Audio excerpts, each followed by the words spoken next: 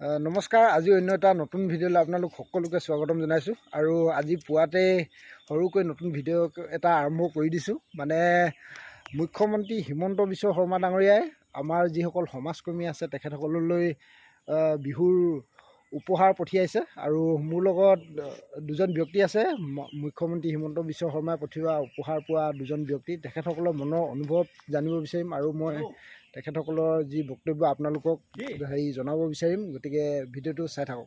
আৰু উপহাৰ প্ৰাপ্ত এইফালে মোৰ লগত আছে নিৰঞ্জন দা। কেনেকুৱা আপোনাৰ মনৰ অনুভৱ? খুব ভাল।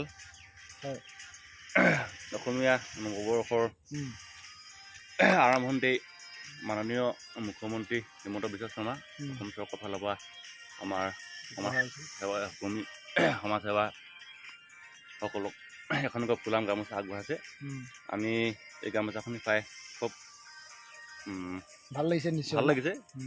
আৰু অসম চৰকাৰক আমি গৌৰৱান্বিত কৰিছোঁ এনেকুৱা ধৰণৰ পদক্ষেপ লোৱা আৰু সমাজৰ প্ৰতি আমাৰ যি সেৱা মনোভাৱ এইখিনি দৃঢ়তাৰে আৰু যাতে মানে আগলৈ যেন আমি কাম কৰাত এক প্ৰেৰণা যোগাব। ধন্যবাদ অসম চৰকাৰলৈ। ধন্যবাদ। গতিকে তেখেতে মনৰ অনুভৱ ব্যক্ত কৰিলে। এইফালে মোৰ লগত আছে আমাৰ অৰূপ দা।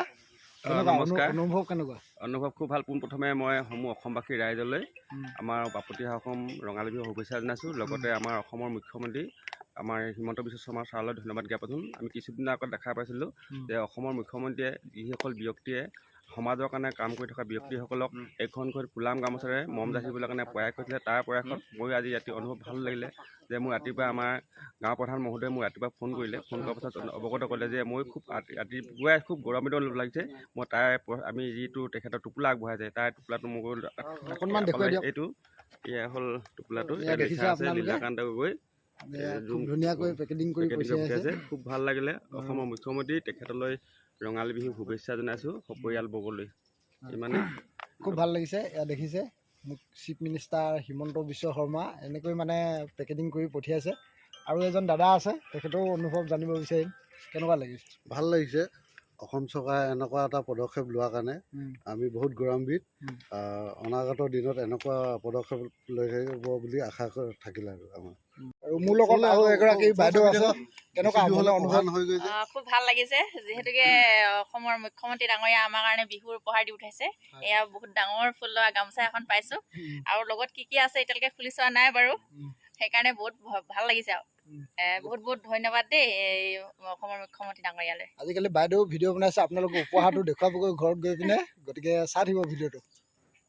আৰু এইফালে মোৰ লগত বিজু মুৰা ককাইদেউ আছে। কেনেকুৱা মনৰ অনুভৱ আপোনাৰ? মানে নিশ্চয় ভাল লাগিছে। বহাগ বিহু ওচৰ পালেহি আৰু আমাক শুভেচ্ছা আমাৰ দিছে আমাৰ মুখ্যমন্ত্ৰীয়ে। ভাল লাগিছে। লগত উপহাৰ, লগত গামোচাখন উপহাৰো দিছে। আৰু আমিও মুখ্যমন্ত্ৰীক ধন্যবাদ জ্ঞাপন কৰিছোঁ। আৰু অসমবাসী ৰাইজকো ধন্যবাদ দিছোঁ যে আমাৰ প্ৰত্যেক বছৰে বিহু আহে। বিহুলৈকে আমাক ফূৰ্তি মনেৰে আহি ধেমালি থাকিব লাগিব।